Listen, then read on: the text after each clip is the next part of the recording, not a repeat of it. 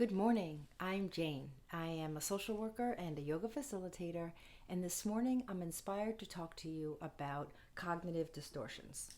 And the reason is I've gotten feedback at how helpful they are to my clients.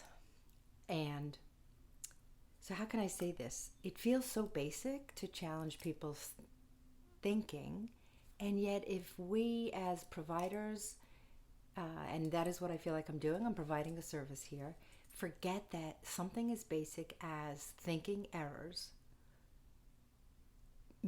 can be catastrophic, if you will. So, and catastrophizing is a distortion. I'm going to pick up the list in a minute, and I'll put the list in the show notes so that you'll have something to refer to.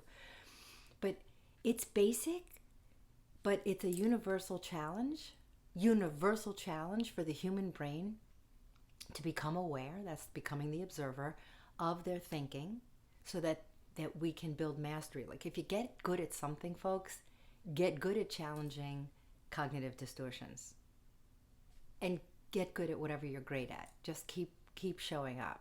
But as basic as this is, I am here today to remind you that like it's so important. So let's just get started.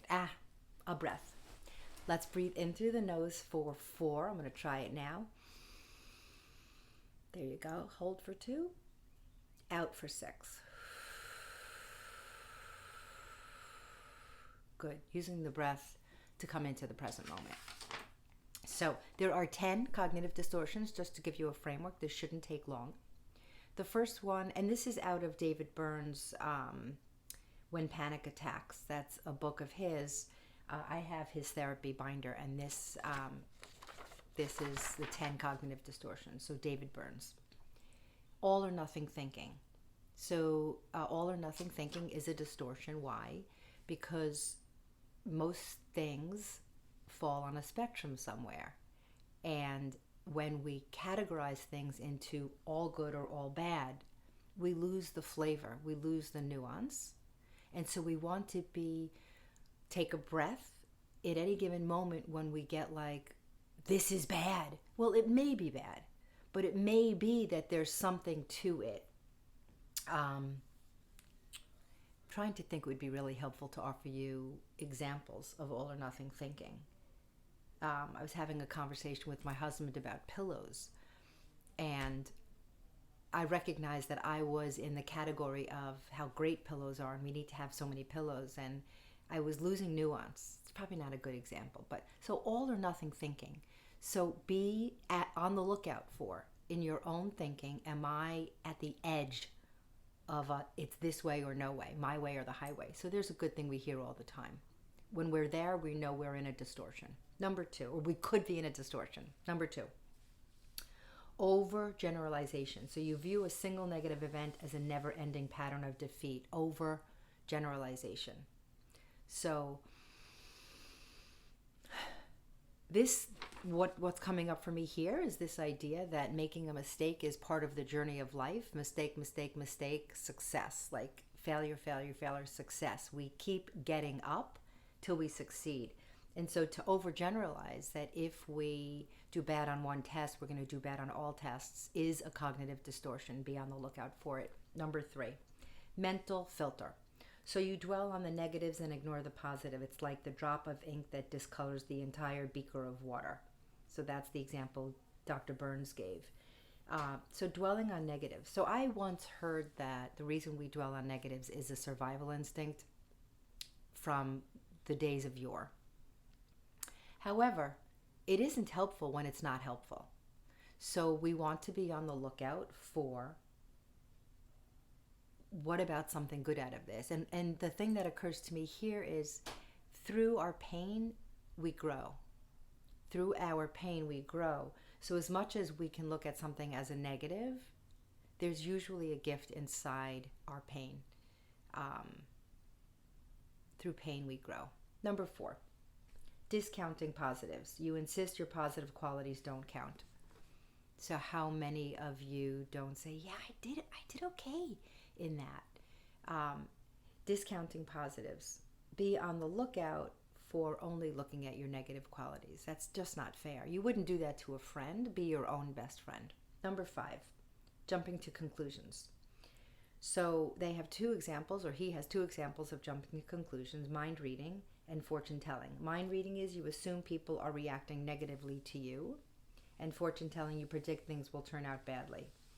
So jumping to conclusions is future oriented thinking, right? And also not necessarily in the mind reading part. So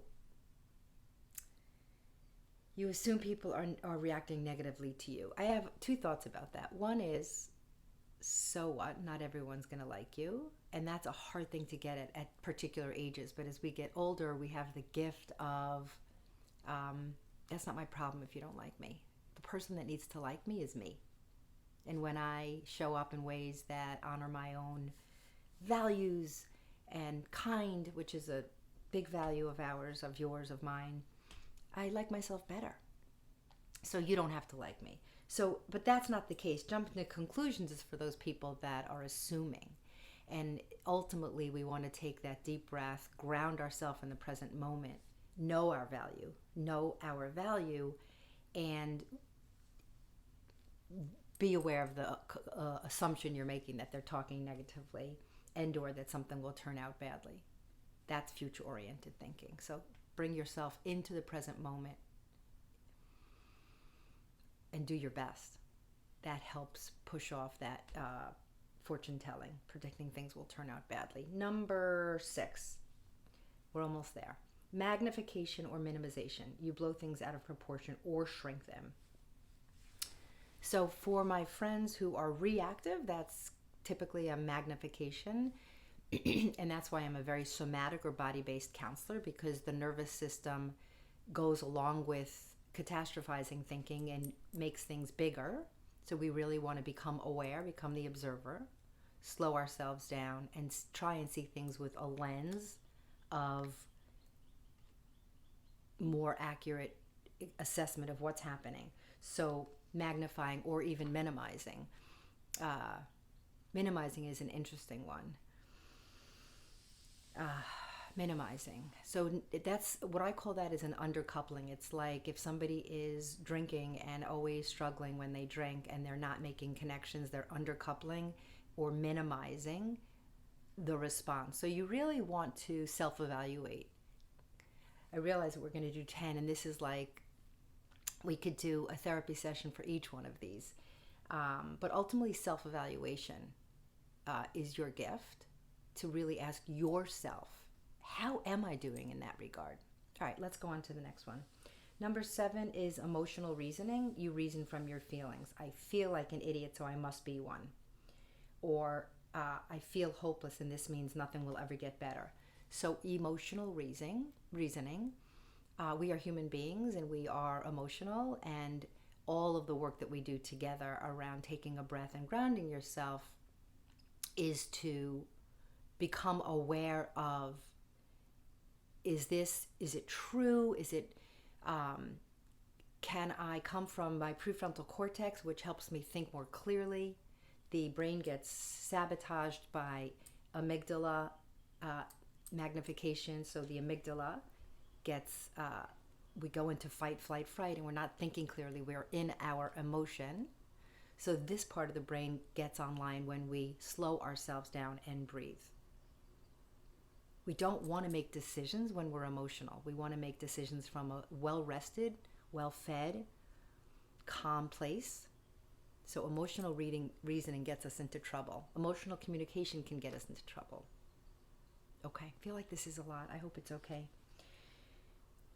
How do you like that doubt I just demonstrated? So you can let me know in the show notes if it was too much. 8, 9, and 10. We have 3 more left. Should statements. So you criticize yourself or other people with shoulds and shouldn'ts. And he talks about self-directed shoulds, other-directed shoulds, and hidden shoulds, which are should statements that are implied by negative thinking. So ultimately, when we have shoulds in our life, we want to make sure that they're true. So I should show up in time. That feels pretty truthful. I should dress a certain way because everybody else is, maybe not so much. So again, distortions are about being aware you're shoulding so that you can evaluate, is it true for me? Is it really true for me? Number 9, labeling. Instead of saying I made a mistake, you tell yourself I am a jerk or I am a loser. So I'm taking a breath here in light of the idea that mistakes are part of this journey, unavoidable part of this journey, and our labels of self and other really get us into trouble. They're distortions because they're not true. We all make mistakes. So how do we become aware of that and then pivot, right? I don't need to label myself or somebody else bad because a mistake was made. It really does get our self and our relationships into trouble. And finally, self-blame and other blame. So you find fault instead of solving the problem. Self-blame, you blame yourself for something you weren't responsible for, or other blame, you blame others and overlook ways that you contributed to the problem. Interesting. So blame is something that we can have an entire session on. I think I did a video on blame, but ultimately the invitation at this moment is to take responsibility for your part always. And when we stay stuck in blame, that's not productive. So we want to say, okay, what now? So let's close this session with what now? You are invited, welcome to the present moment. I hope that this was a real cognitive display of 10 distortions. Each one you can look at the show notes and really be thinking about, which am I most famous for and how might I challenge myself to do better. So bringing my hands together in prayer, thumbs to sternum, elbows raised. Namaste, my friends. Let's get great at challenging our cognitive distortions. As we challenge our cognitive distortions, we find more ease in our lives and we bring that to our relationships. Namaste. See you soon.